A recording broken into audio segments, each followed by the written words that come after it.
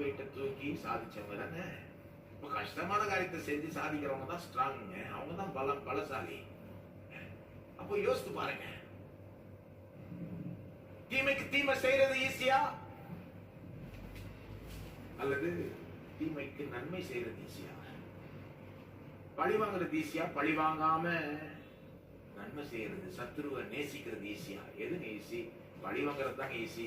நீங்க பழி வாங்கணும்னா உங்களுக்கு எந்த போதனையும் தேவையில்ல, சர்ச்சு தேவையில்ல, பைபிள் தேவையில்ல, ஜெபம் தேவையில்ல, விசுவாசம் தேவையில்ல, அன்பு தேவையில்ல.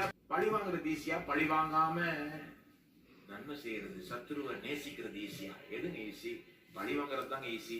நீங்க பழி வாங்கணும்னா உங்களுக்கு எந்த போதனையும் தேவையில்ல, சர்ச்சு தேவையில்ல, பைபிள் தேவையில்ல, ஜெபம் தேவையில்ல, விசுவாசம் தேவையில்ல, அன்பு தேவையில்ல, பொறுமை தேவையில்ல, ஒண்ணுமே தேவையில்லைங்க. சும்மா அவுத்து விட்டா பழி வாங்கிடுவோம் நம்ம.